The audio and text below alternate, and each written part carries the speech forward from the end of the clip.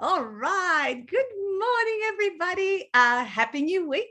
We are here with the other side of the world, all the way. Karen McKnight from Canada is joining us this morning on this live. Thank you so much, Karen. I know it's Sunday evening for you. Yes. It is. It is. I love it. I love it. Well, Karen and I, you guys, met in late January this year, and literally she came along to the US Canadian retreat last year. Oh, sorry, in February, like a few weeks later. Yeah. And then she went on this journey, of course, of unfolding a book. We've actually been talking about, she had a book launch, I think, was it the other day or a week ago or so? Thursday night. Yeah. On Thursday, and apparently her daughter did this amazing slideshow of her whole journey. I'm going to share that with you guys when she sends it to me, because it would be really nice to sort of see and capture, so how it was all captured, and give my other authors ideas, because I know my other authors are going to watch this as well, Karen. So today we're here to talk about using life jolts, which is the first time I heard that phrasing when I met Karen, to create the next best version of yourself in leadership and life. Okay, so as you can see behind Karen is her book, and just like that, it's kind of, she'll explain the concept of how, I call that shit hit the fan moment, when those moments happen in our lives. But she calls it life jolts, a little bit nicer. And so what I'm going to do is I'll introduce you to Karen properly now with her official introduction, and then we'll get stuck into the content. And by all means, post up any comments, questions. Good morning to some of you. I'm just going to check that we make sure we are live on here. I can see here on my phone, it's all happening. So all good. And I'll be able to track comments as well on my phone. So please post them if you have them. All right, so let's talk about who Karen is. So Karen is a highly sought after executive coach in Toronto, Ontario, where she offers executive coaching and consulting to individuals and organizations. She recently published her first book, and just like that, using life jolts to create the next best version of yourself in leadership and life, which is today's topic. She has been coaching senior level executives and their teams for 20 years, supporting them in navigating change and achieving business and personal success. So she has earned her Master of Education degree from the University of Toronto, where she specialized in the psychology of adult learning and change. She went on to complete her certified professional coaching designation from the Adler School of Professional Coaching. And since 2002, so a while ago, it's nearly 20 years soon, she has coached and consulted through her private practice Transitions Edge. So her expertise in the psychology of transitions, her coaching skills, and her teaching and facilitation experience in the adult learning field are the foundation of her work. All right, so Karen, now that's wonderful. So we've got here on hand, guys, someone who's been coaching for 20 years. That's double the time that I have, and has so much life experience. So let's explain. Go on, tell these guys about life jolts and what you mean. First of all, let's kind of unpack that. Yeah. So, I mean, I think I feel like I've sort of had a book in me for a long time, about probably 15 years. I've been talking about writing a book.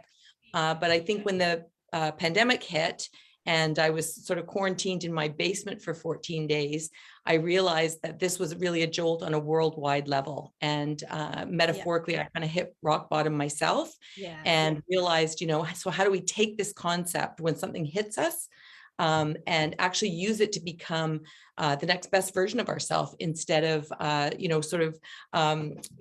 meaning that we would kind of, stay metaphorically in that basement. Yeah, I love it. And we have many life jolts throughout life, right? And you've had a fair share of yours. So, kind of what inspired you to write the book, and how long had you been thinking about it? Yeah. So as I mentioned, I mean, I think probably like 15, really for about 15 years, I've been talking about writing a book. And just because I wanted to sort of share the process, like I've always been sort of fascinated with this idea.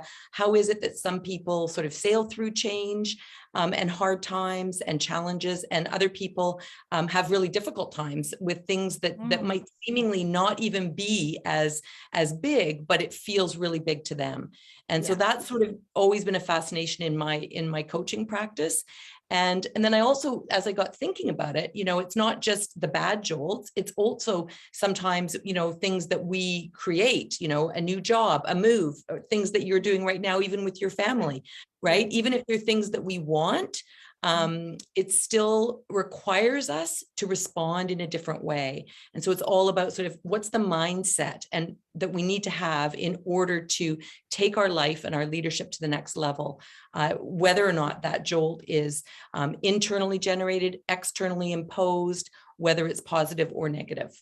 So what are some examples of life jolts people have had, or the people you've worked with over the years, that you've been able to help them navigate, if you like? Yeah. Well, and it's a great question, right? I mean, I think the pandemic is an example on a worldwide basis, which everybody can relate to that. In some way, it's impacted their life, their family life, their kids' schooling. They've lost people, or people have been sick. So, I mean, that's kind of the big one, which is really the what tipped me over to say, okay, I really need to write this now. And it can go all the way down. Somebody loses their job unexpectedly, or they decide to change their job, or change professions. People get into new relationships, people leave relationships, people are, diagnosed with a health issue. So there's a real range. And so what I really wanted to do in this book was to say, okay, so, and just like that, it happens, or you generate it. And then now what? What is the process that you can step into in order to move through it with an open mind and with curiosity, with a learning mindset, so that you come out, the end of the tunnel, better as a result of how you better version of yourself, and 2.0, 3.0. Exactly. I love it. So many people saying good morning, Con, Lendy, happy birthday, Lendy. It's Lendy's birthday today. Oh, happy birthday, Lendy.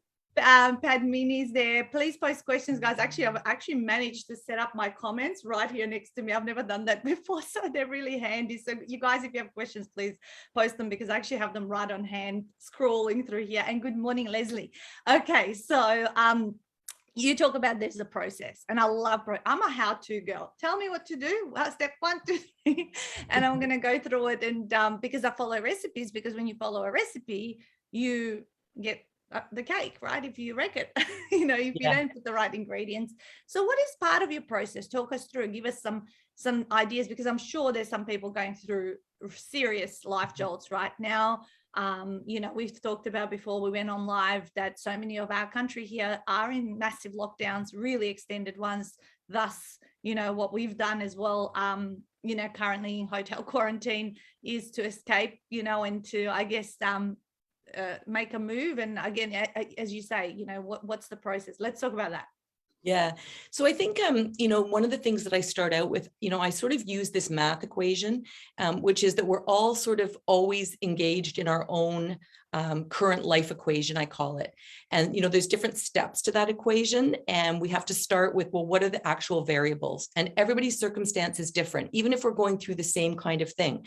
Everyone has been through a job change or a health crisis or the pandemic, but our own personal experience is very different. And so what I really believe is that this process that I'm offering is something that people can customize to themselves. So in any math equation, we have to start with, well, what are the variables? And then once you realize sort of the landscape of the variables that you're currently facing, then the next step is sort of how do they go together? And you have to create the question that you're entering into. And that takes time, and it takes creative thinking and brainstorming. And then when you create the question, then you have to enter into, well, how do you solve it? And again, that takes time, critical thinking, missteps. You try something, it doesn't work. And then eventually you get to the solved equation. And that's sort of the time in life where everything's firing on all cylinders and everything's kind of working. But I really believe it's a lifelong process, because guess what happens?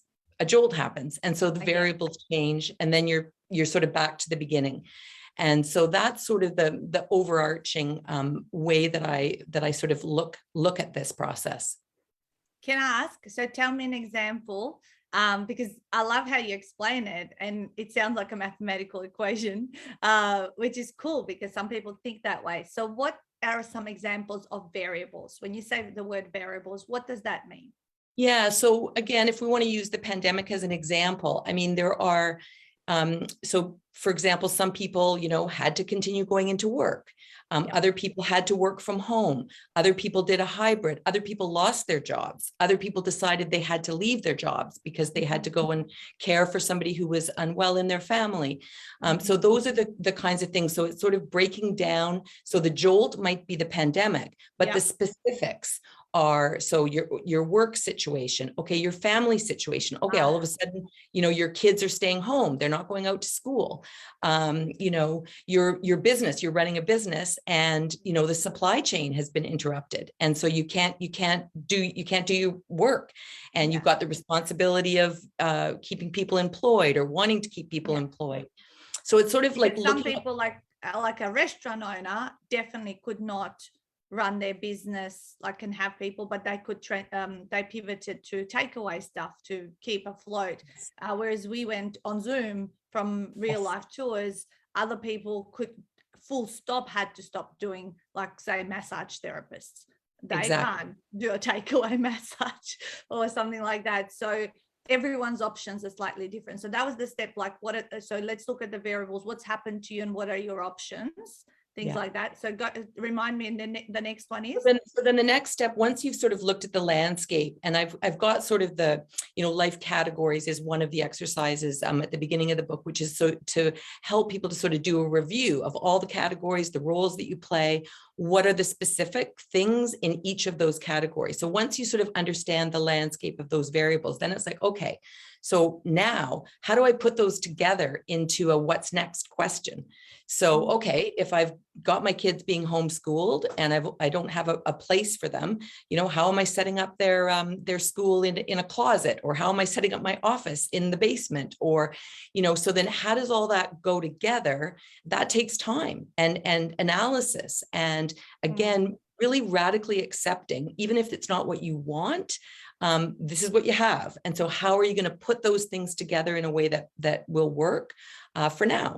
And then once you've sort of put those variables in, then it's about sort of solving it. So then it's about, okay, experimenting, trying it out. Well, you realize, well, I can't really have my kids being homeschooled on the other side of the door because it's getting in the way of my Zoom meetings, or I have to reinvent myself. I might have to take a new course to pivot in my career, or, so then it's about solving it. And then you sort of figure it out. And then, as we've seen, the pandemic is such a great up and down process, because, now we're back in lockdown again.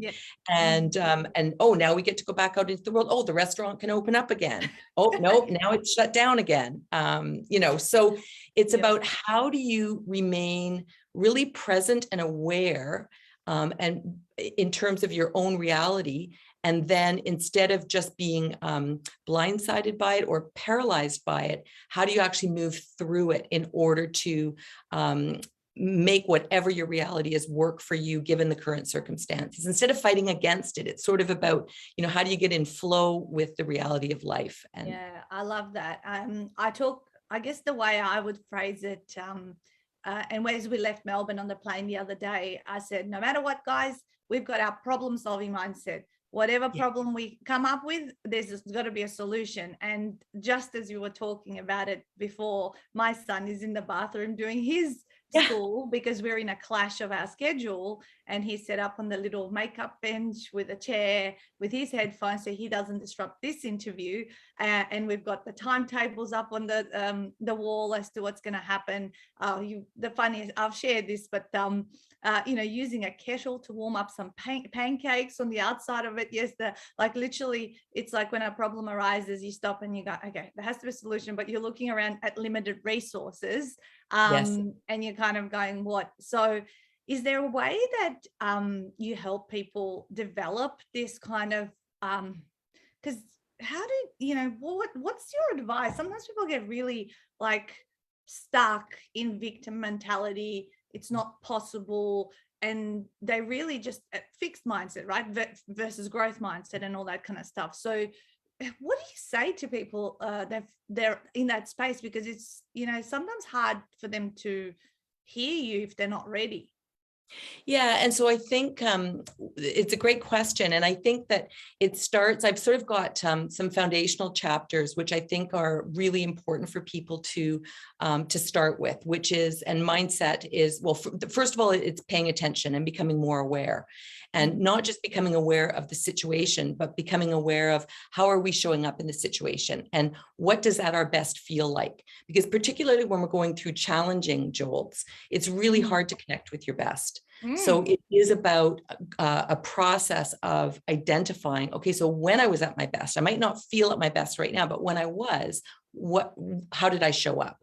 What was my mindset? And so it really is about cultivating that open mindset, that curiosity mindset, the growth mindset, because when we're operating in growth mindset, we're operating out of our right brain, which enables us to be creative problem solvers, to figure out the kettle to heat up the pancakes, or to figure out, oh, that makeup desk in the bathroom is perfect for my son's schooling.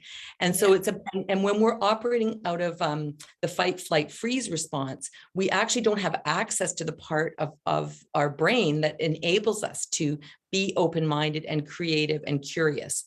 So that's the starting place, is really understanding sort of how are we going to approach this, and then moving from there, and without glossing over the challenges. And I also just want to mention, I mean, I'm talking about the pandemic, and we're talking about difficult jolts that hit us, but I mean, even jolts, even things that change in our life that we want.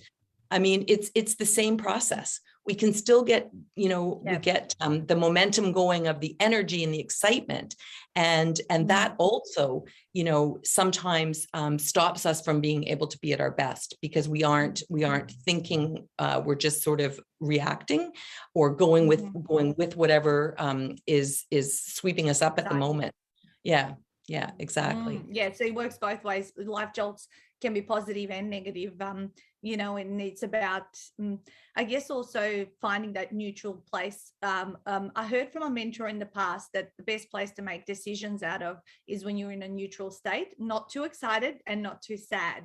So wait till you get back, if you need a few days to wait it out till you get to that neutral place where you're a little bit more level-headed, to do that. And absolutely, some of those things so just to summarize, if I understand this right, is think back, if it's a negative situation that you hit, think back to a time where you were happy and positive, and what was your state like, what was your internal dialogue like, all that kind of stuff, and see if you can tap into that. I also like I shared these questions at your retreat, and at every retreat, those questions when things go wrong, how can I use this? What will I think about this in 5 to 10 years time? What's funny about this? Like, just, even though there isn't, but if you sort of memorize those questions and just kind of, I remember to blurt them out in my head when I'm not feeling good or something's happened.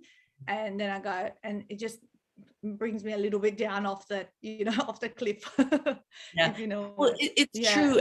You've made great points, and I also think that when things shift, and when a jolt happens, or when we create it, whatever the situation may be, it is actually, we're being called into a transition. And the thing about transitions that people often don't understand is that they think that something ends and then something new begins. And that's not the whole story. I mean, there's this whole process in between the ending and the new beginning that we really need to understand, because it's a psychological process, and it's happening actually underneath whatever the change or the challenge or the new situation is. And if we can learn and understand what's actually going on, it increases our chance of being able to successfully navigate it and get to the outcome that we want. And so again, when you talk about process, the transition process, and I've created a model in the book to help people sort of understand, and it's not a stepped process, unfortunately. It's not sort of do A and you go to B and you go to C. It's fluid. But again, if you understand the whole landscape of transition, then it's easier you can sort of say, oh, okay, I get it. I'm grieving the loss of this. I really miss my job, or I really miss being able to see people. I really miss, being in top health. So it's about grieving that It's about visioning for the new beginning, but recognizing that to get to the new beginning, you go through what I call the in-between time, which is that really chaotic time where you really don't know. It can be a very dark place. It can be a very scary place. And again, if we understand that that is the process, it normalizes it for us. And it helps us to see, okay, I'm on track, even though I'm not feeling what I want to be feeling, or I'm not where I want to be. I have to embrace this and feel it and move through it in order to get to that next best version of myself. Yeah, I love that. Couple of comments. I'll read out. Kim saying, in narrative therapy, we ask what gets you through hard times. Love That's it. another question you guys you could Great one. ask yourselves. Jane saying, this is so interesting from a speech pathologist perspective. We help people solve problems by assisting them with the higher order language skills that are required for some people, including those with a set way in their mind as to how something should be done. It's about helping people to feel comfortable with the could. Example, you could do it this way. So there you go. Love it, Jane. Yeah, that's really, really neat.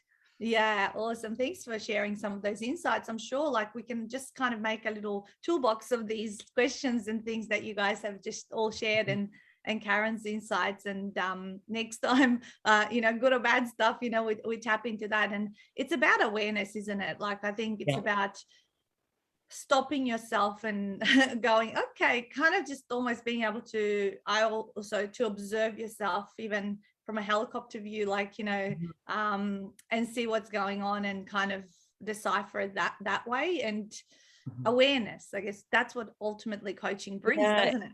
Yeah, you're exactly right. I mean, awareness weaves its way through the whole process, and the vantage points is so important, because when you're in something, you're in the swirl of it. You can't see it.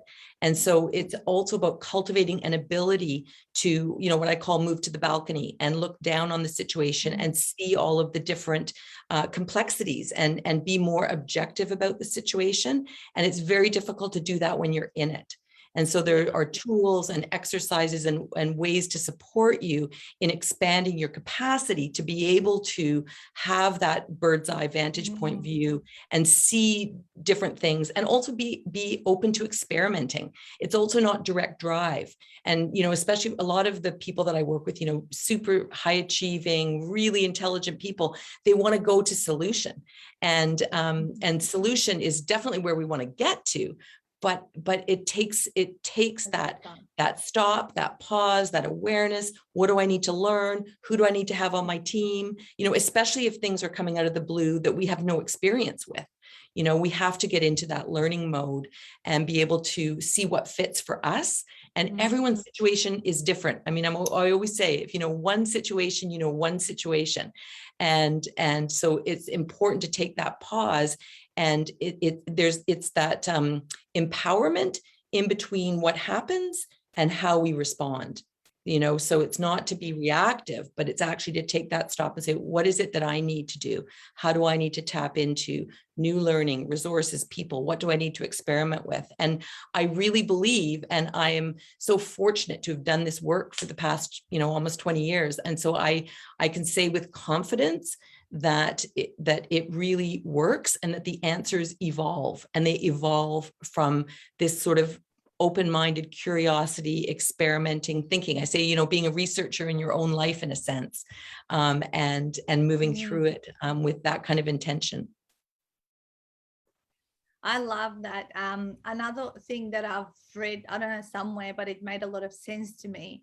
It is actually the fact that we need to solve problems in our life is what actually drives our happiness. So solving problems makes us happy. And when I read that, I don't know whose book it was, and I said, oh my God, like every time like I solve something, I like feel super proud of myself, even little things that you work out, especially in hotel quarantine, you work out little resources, you have little problem solving all the time because you've got such limited resources. And it's like, even Stuart walked in so proud when he used that kettle for as a warm up for the pancake. Guess what I did? And he told 3 people, like went to everyone to explain what it was and all that. But even overall in life, when you think about the massive things that you've overcome, you didn't overcome them in a moment, but how proud were you at the other end of it? And then when you look at hindsight, of what happened, you're like, oh my God. So it doesn't feel good in the moment, but I think that's what I think keeps us, drives us and gives us purpose. Yeah, exactly. And I love one of the affirmations that I do every morning. It talks about the link between cultivating patience, which also cultivates self-confidence, which I love, because we need to be patient with ourselves and with the situation. And when we can do that and sort of slow ourselves down and know what balance feels like, so that then we can be at our best and tap into that open-minded thinking that we were talking about earlier. That's what enables, Stu to figure out, well, we've got a kettle. We might not have a stove, but we've got a kettle, right? Yeah. So, and if you're fighting against what's happening, you can't tap into the open-minded part of your thinking. And so that's where people get stuck. And that's where that sort of, the metaphorical basement rock bottom or hotel room in your case, in terms of quarantine, keeps people stuck.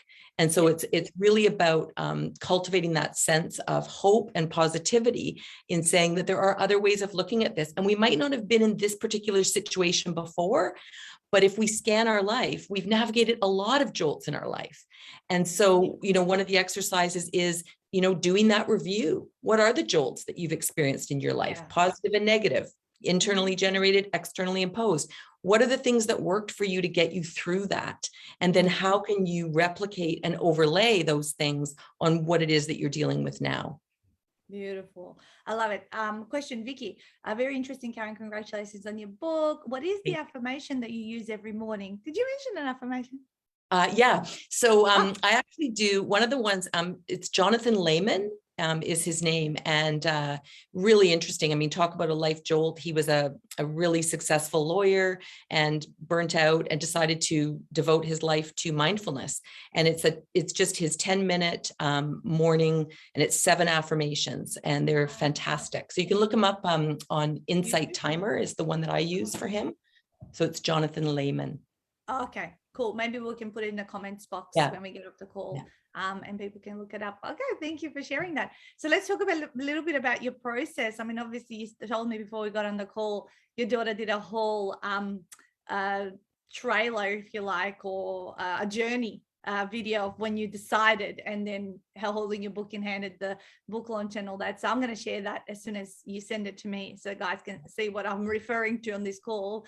But how was it writing the book and going through the 48-hour author process? Yeah, well, it was incredible. And if your ears were burning on my Zoom launch call, I talked about you and the process, and you and Stu and meeting you. And I mean, it wouldn't have happened. I mean, there's just no doubt in my mind. And I know that I believe your stat that 80% of people that have a book in them never get it published. And it was fascinating to watch my daughter's slideshow, because I mean, I started in January, where I really made the decision, even though I've been thinking about it for so long. And to think that, as you go through the slideshow, then August 5th, all the 14 boxes arrive on my driveway. It's just unbelievable. I mean, it was such an emotional thing, but the support and the way that you encourage, and, it's not about perfection, it's about progress. And, I mean, I did, I think 17,000 words at the retreat, which is just that's amazing. Like unbelievable to me. And then just the encouragement and the weekly, accelerator calls, and also the people that I've met, some who are on the call today, who I've met through the process, who are, they've become friends and supporters all around the world. I mean, so the world has just opened up.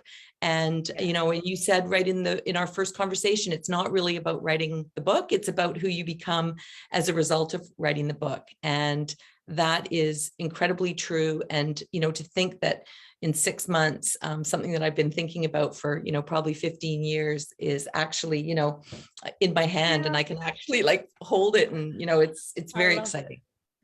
Congratulations. And I've always said, when you follow the process and you tap into all the resources, go to all the calls, you get the result the fastest, and you get a great result, not just the book, other opportunities and things like that. And I commend you on being such an amazing student and person that, I know I'm going to have, in my life, forever, because I yet to come to your Canadian Well, I was cottage just where going we to can go say, to.